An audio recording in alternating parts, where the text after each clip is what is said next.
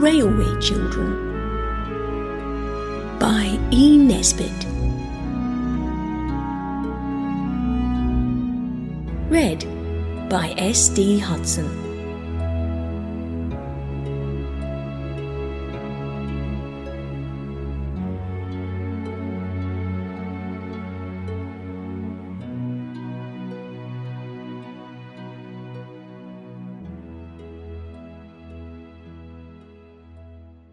Chapter 4. The Engine Burglar. What was left of the second sheet in the Brunswick black came in very nicely to make a banner bearing the legend, "She is nearly well, thank you," and this was displayed to the Green Dragon about a fortnight after the arrival of the wonderful hamper. The old gentleman saw it and waved a cheerful response from the train. And when this had been done, the children saw that now was the time when they must tell Mother what they had done when she was ill. And it did not seem nearly so easy as they had thought it would be. But it had to be done. And it was done. Mother was extremely angry. She was very seldom angry, and now she was angrier than they had ever known her. This was horrible, but it was much worse when she suddenly began to cry. Crying is catching, I believe, like measles and whooping cough. At any rate, everyone at once found themselves taking part in a crying party. Mother stopped first. She dried her eyes and then she said, "I'm sorry I was so angry, darlings, because I know you didn't understand." "We didn't mean to be naughty, Mummy," sobbed Bobby, and Peter and Phyllis sniffed. "Now listen," said Mother. "It's quite true that we're poor, but we have enough to live on. You mustn't go telling everyone about our affairs. It's not right, and you must never, never, never ask strangers to give you things. Now always remember that, won't you?" They all hugged her and rubbed their damp cheeks against hers and promised that they would. "And I'll write a letter to your old gentleman, and I shall tell him that I didn't approve. Oh, of course I shall thank him too for his kindness. It's you I don't approve of, my darlings, not the old gentleman. He was as kind as ever he could be, and you can give the letter to the station master to give to him, and we won't say any more about it." Afterwards, when the children were alone, Bobby said, "Isn't Mother splendid? You catch any other grown-up saying they were sorry that they had been angry?" "Yes," said Peter, "she is splendid, but it's rather awful when she's angry." "She's like a Benjamin Bright in the song," said Phyllis. "I should like to look at her if it wasn't so awful. She looks so beautiful when she's really downright furious." They took the letter down to the station master. "I thought you said you hadn't got any friends except in London," said he. "We made him since," said Peter. "But he doesn't live hereabouts?" "No, we just know him on the railway." Then the station master retired to that sacred inner temple behind the little window where the tickets are sold, and the children went down to the porter's room and talked to the porter. They learned several interesting things from him, among others that his name was Perks, that he was married, and that he had 3 children, that the lamps in front of the engines are called headlights, and the ones at the back tail lights. "And that just shows," whispered Phyllis, "that trains really are dragons in disguise with proper heads and tails." It was on this day that the children first noticed that all engines are not alike. "Alike?" said the porter, whose name was Perks. "Lor love you, no, miss, no more alike nor what you and me are. That little un without a tender as went by just now all on her own, that was a tank, that was. She's off to do some shunting to the other side of Maybridge. That's as it might be you, miss. Then there's goods engines, great strong things with 3 wheels on each side, joined with rods to straighten them, as might be me. Then there's mainline engines, as it might be this here young gentleman when he grows up and wins all the races at his school, so he will. The mainline engine, she's built for speed as well as power. That's 1 to the 915 up. The Green Dragon, said Phyllis. We call her the Snail, miss, among ourselves, said the porter. She's oftener been in and not had any train on the line. But the engine's green, said Phyllis. Yes, miss, said Perks. So's a snail, some seasons of the year. The children agreed as they went home to dinner that the porter was most delightful company. Next day was Roberta's birthday. In the afternoon she was politely but firmly requested to get out of the way and keep there till tea time. You aren't supposed to see what we're going to do till it's done. It's a glorious surprise, said Phyllis, and Roberta went out into the garden all alone. She tried to be grateful, but she felt she would much rather have helped in whatever it was than to have to spend her birthday afternoon by herself, no matter how glorious the surprise might be.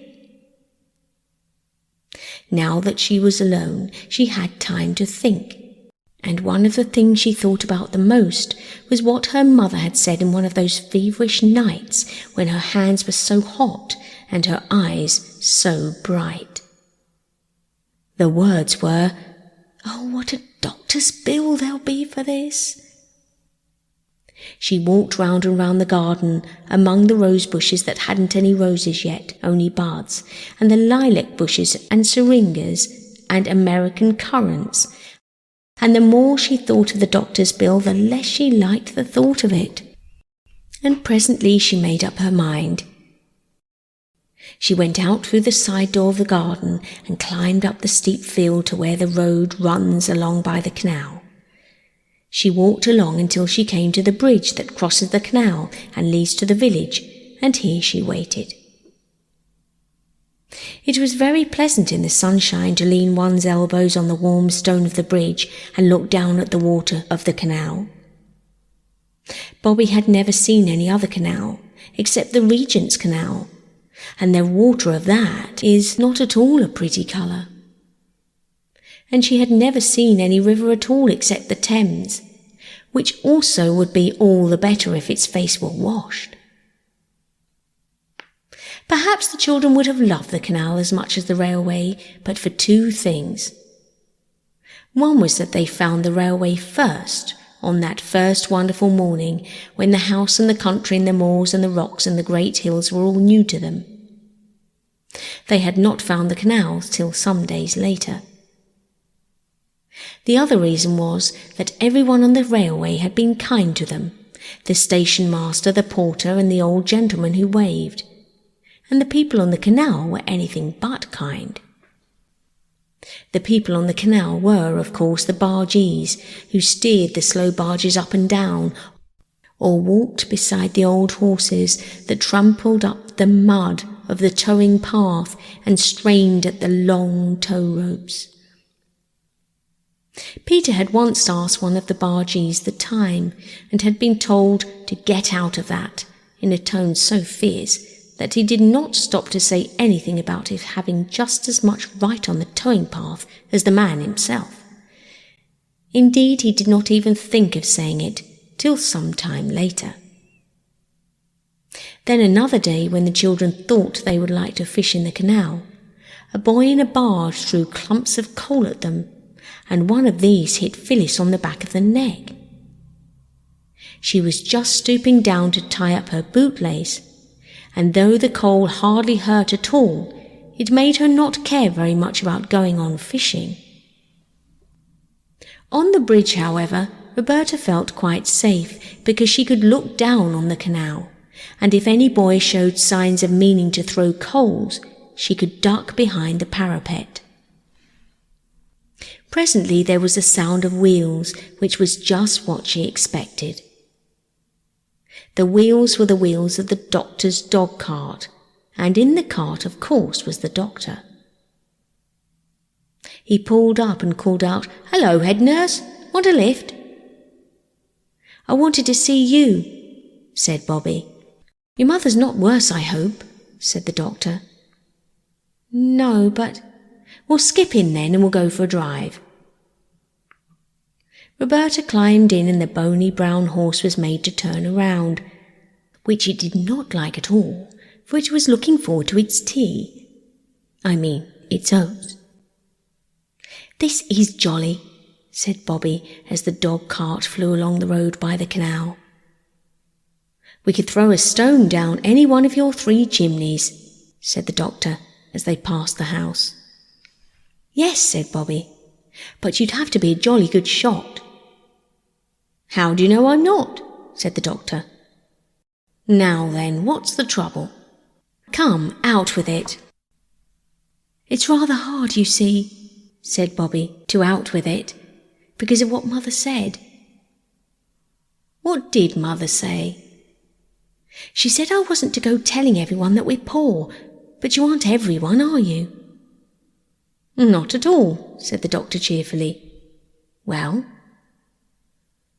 "Well, I know doctors are very extravagant, expensive, and Mrs. Viney told me that her doctoring only cost her 2pence a week because she belonged to a club." "Yes?" "You see, she told me what a good doctor you were, and I asked her how she could afford you because she's much poorer than we are. I've been in her house and I know. And then she told me about the club, and I thought I'd ask you, and I don't want Mother to be worried. Can't we be club too, the same as Mrs. Viney?" The doctor was silent. He was rather poor himself, and he had been rather pleased at getting a new family to attend. So I think his feelings at that minute were rather mixed. "You aren't cross with me, are you?" said Bobby in a very small voice. The doctor roused himself. "Cross? How could I be? You're a very sensible little woman. Now look here, don't you worry. I'll make it all right with your mother, even if I have to make a special brand new club, all for her. Look, here. This is where the aqueduct begins." "What's its name?" asked Bobby. "A water bridge," said the doctor. "Look."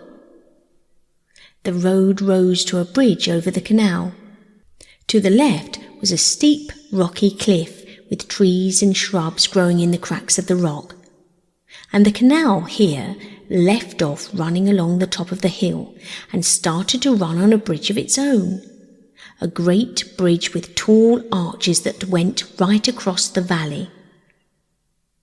Bobby drew a long breath. "It is grand, isn't it?" she said. "It's like pictures in the history of Rome." "Right," said the doctor. "That's just exactly what it is like. The Romans were dead nuts on aqueducts. It's a splendid piece of engineering." "I thought engineering was making engines." "Ah, there are different sorts of engineering. Making roads and bridges and tunnels is one kind, and making fortifications is another. Well, we must be turning back. And remember, you aren't to worry about doctor's bills or you'll be ill yourself. And then I'll send you in a bill as long as the aqueduct." When Bobby had parted from the doctor at the top of the field that ran down the road to 3 Chimneys, she could not feel that she had done wrong. She knew that Mother would perhaps think differently, but Bobby felt that for once she was the one who was right, and she scrambled down the rocky slope with a really happy feeling. Phyllis and Peter met her at the back door. They were unnaturally clean and neat, and Phyllis had a red bow in her hair. There was only just time for Bobby to make herself tidy and tie up her hair with a blue bow before the little bell rang. "There," said Phyllis, That's to show the surprise is ready. Now you wait till the big bell rings again, and then you might come into the dining room." So Bobby waited. "Tinkle, tinkle," said the bell, and Bobby went into the dining room feeling rather shy. Directly she opened the door, she found herself, as it seemed, in a new world of light and flowers and singing. Mother and Peter and Phyllis were standing in a row at the end of the table. The shutters were shut, and there were 12 candles on the table, one for each of Roberta's years. The table was covered with a sort of pattern of flowers, and at Roberta's place was a thick wreath of forget-me-nots and several most interesting little packages. Mother and Phyllis and Peter were singing to the first part of the tune of St. Patrick's Day. Roberta knew that Mother had written the words on purpose for her birthday. It was a little way of Mother's on birthdays. It had begun on Bobby's 4th birthday, when Phyllis was a baby. Bobby remembered learning the verses to say to Father for a surprise. She wondered if Mother remembered too. The 4-year-old verse had been, "Daddy dear, I'm only 4, and I'd rather not be more. 4's the nicest age to be, 2 and 2 and 1 and 3. What I love is 2 and 2, Mother, Peter, Phil, and you. What you love is 1 and 3, Mother, Peter, Phil, and me.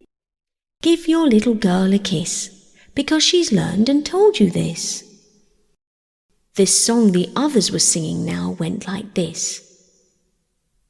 "Our darling Roberta, no sorrow shall hurt her, if we can prevent it her whole life long. Her birthday's our fete day, we'll make it our great day, and give her our presents, and sing her our song. May pleasures attend her, and may the fates send her the happiest journey along her life's way, with skies bright above her, and dear ones to love her, dear Bob, many happy returns of the day." When they had finished singing, they cried, "3 cheers for our Bobby," and gave them very loudly. Bobby felt exactly as though she were going to cry. You know that odd feeling in the bridge of your nose and the pricking in your eyelids. But before she had time to begin, they were all kissing and hugging her. "Now," said Mother, "look at your presents." They were very nice presents. There was a green and red needle book that Phyllis had made herself in secret moments. There was a darling little silver brooch of Mother's shaped like a buttercup, which Bobby had known and loved for years, but which she had never thought would come to be her very own. There was also a pair of blue glass vases from Mrs. Viney. Roberta had seen and admired them in the village shop. And there were 3 birthday cards with pretty pictures and wishes. Mother fitted the forget-me-not crown on Bobby's brown head. "And now look at the table," she said. There was a cake on the table covered with white sugar, with dear Bobby on it in pink sweets, and there were buns and jam. But the nicest thing was that the big table was almost covered with flowers. Wallflowers were laid all around the tea tray. There was a ring of forget-me-nots round each plate. The cake had a wreath of white lilac round it, and in the middle was something that looked like a pattern, all done with single blooms of lilac or wallflower or laburnum. "What is it?" asked Roberta. "It's a map of the railway," cried Peter. "Look, those lilac lines are the metals. And there's the station done in brown wallflowers. The laburnum is the train, and there are the signal boxes and the road up to here. And those fat red daisies are us 3 waving to the old gentleman. That's him, the pansy in the laburnum train. And there's the 3 chimneys done in the purple primroses," said Phyllis. "And that little tiny rosebud, Is Mother looking out for us when we're late for tea? Peter invented it all, and we all got the flowers from the station. We thought you'd like it better." "That's my present," said Peter, suddenly dumping down his adored steam engine on the table in front of her. "Its tender's been lined with fresh white paper and full of sweets." "Oh, Peter," cried Bobby, quite overcome by this magnificence. "Not your own dear little engine that you're so fond of?" "Oh, no," said Peter, very promptly. "Not the engine, only the sweets." Bobby couldn't help her face changing a little.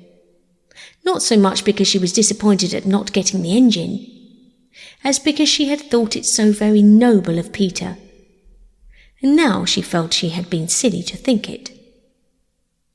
Also, she felt she must have seemed greedy to expect the engine as well as the sweets, so her face changed. Peter saw it. He hesitated a minute. Then his face changed too, and he said, "I mean, not all the engine. I'll let you go halves if you like." "You're a brick," cried Bobby. "It's a splendid present." She said no more aloud, but to herself she said, "That was awfully jolly decent of Peter, because I know he didn't mean to. Well, the broken half shall be my half of the engine, and I'll get it mended and give it back to Peter for his birthday. Yes, Mother dear, I should like to cut the cake," she added, and tea began. It was a delightful birthday. After tea, Mother played games with them, any game they liked, and of course their first choice was blind man's buff, in the course of which Bobby's forget-me-not wreath twisted itself crookedly over one of her ears and stayed there. Then, when it was near bedtime and time to calm down, Mother had a lovely new story to read to them. "You won't sit up late working, will you, Mother?" Bobby asked, as they said good night. And Mother said no, she wouldn't. She would only just write to Father and then go to bed. But when Bobby crept down a little later to bring up her presents, for she felt she really could not be separated from them all night, Mother was not writing, but leaning her head on her arms and her arms on the table. I think it was rather good of Bobby to slip quietly away, saying over and over, "She doesn't want me to know she's unhappy, and I won't know." But it made a sad end to the birthday. The very next morning Bobby began to watch her opportunity to get Peter's engine mended secretly, and the opportunity came the very next afternoon. Mother went by train to the nearest town to do shopping. When she went there, she always went to the post office. Perhaps to post her letters to Father, for she never gave them to the children or Mrs. Viney to post, and she never went to the village herself. Peter and Phyllis went with her. Bobby wanted an excuse not to go, but try as she would, she couldn't think of a good one. And just when she felt that all was lost, her frock caught on a big nail by the kitchen door, and there was a great criss-cross tear all along the front of the skirt. I assure you this really was an accident. So the others pitied her and went without her, for there was no time for her to change because they were rather late already and had to hurry to the station to catch the train. When they had gone, Bobby put on her everyday frock and went down to the railway.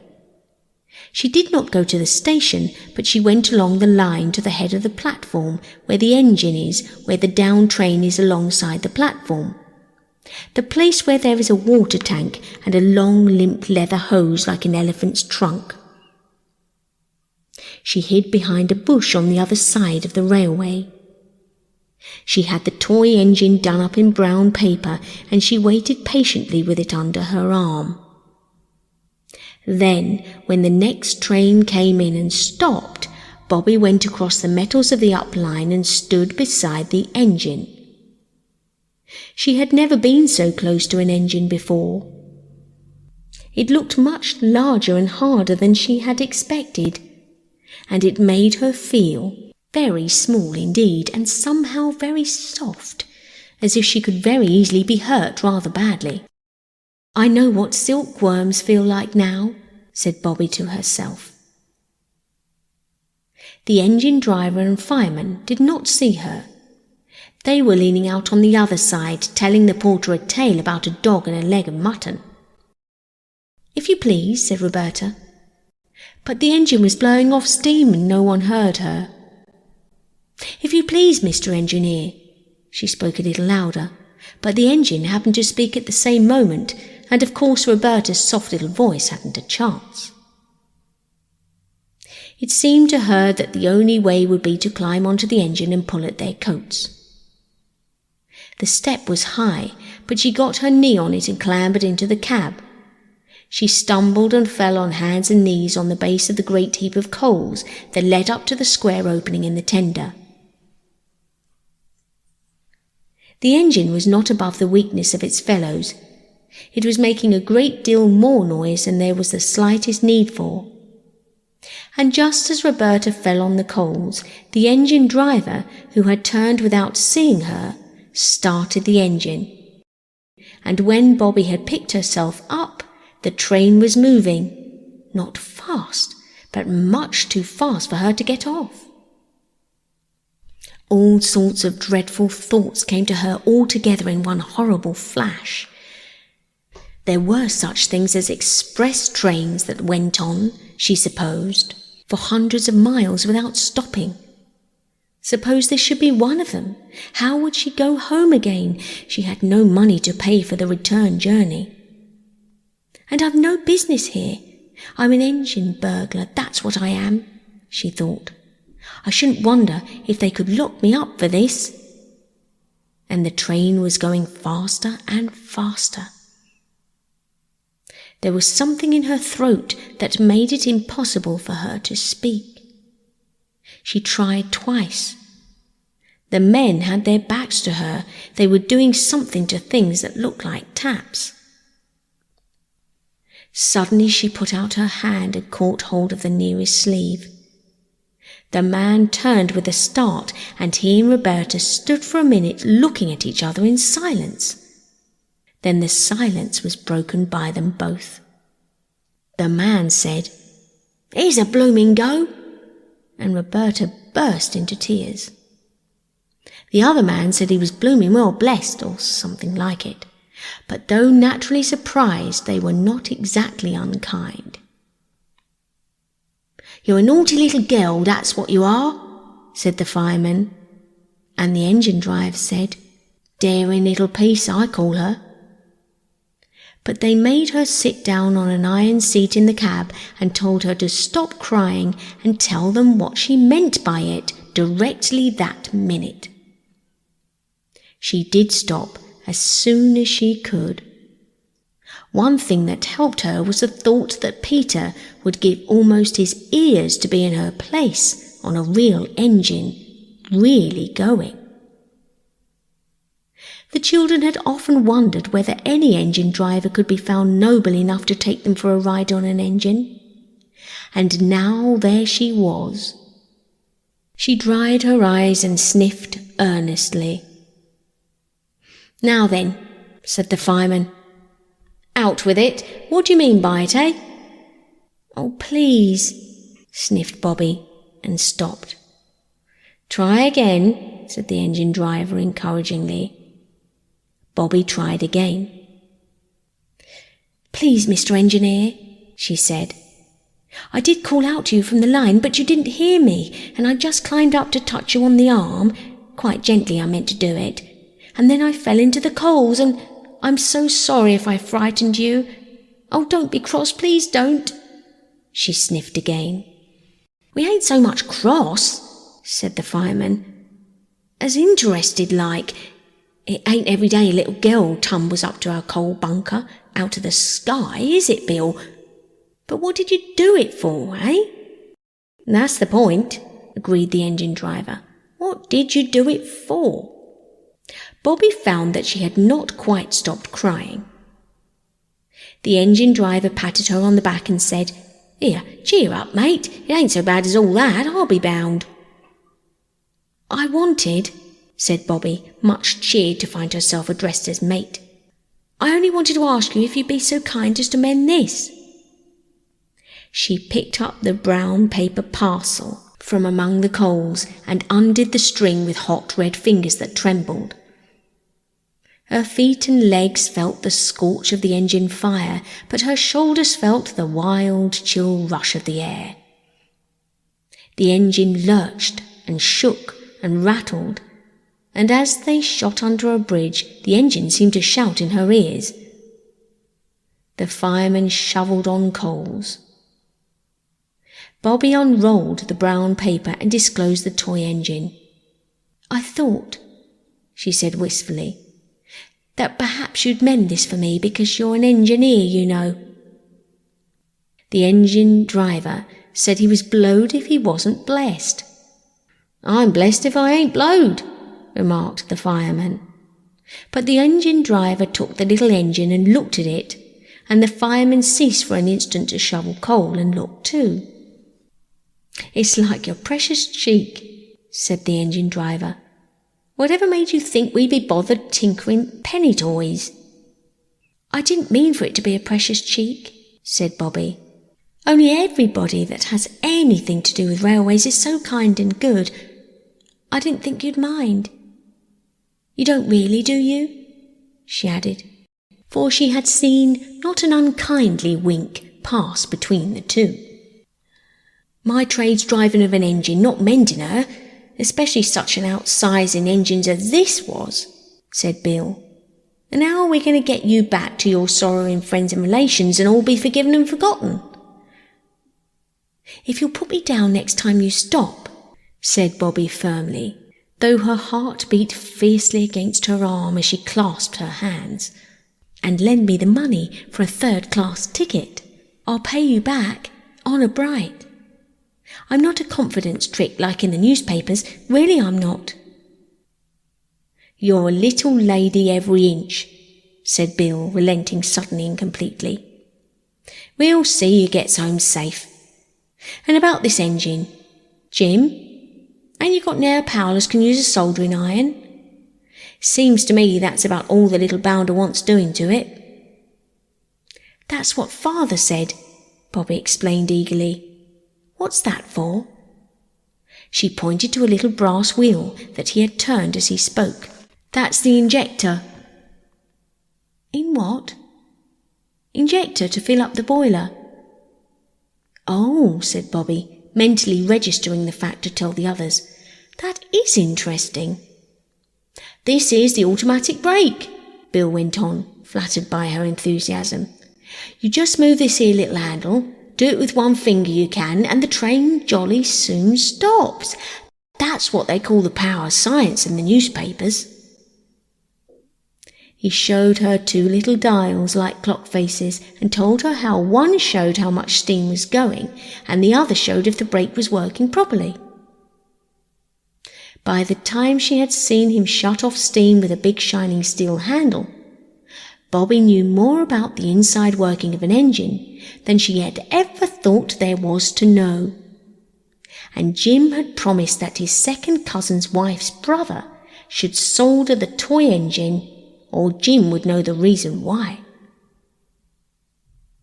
Besides all the knowledge she had gained, Bobby felt she and Bill and Jim were now friends for life, and that they had wholly and forever forgiven her for stumbling uninvited among the sacred coals of their tender. At Stacklepool Junction she parted from them with warm expressions of mutual regard.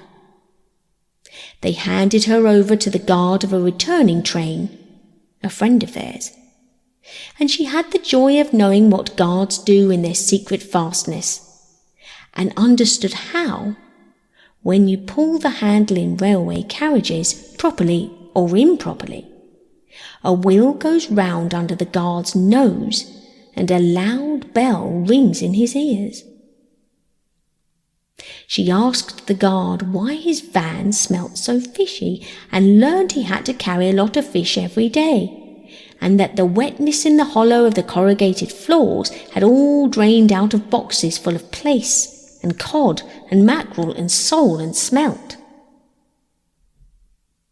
Bobby got home just in time for tea, and she felt as though her mind would burst with all that she had been put into since she parted from the others.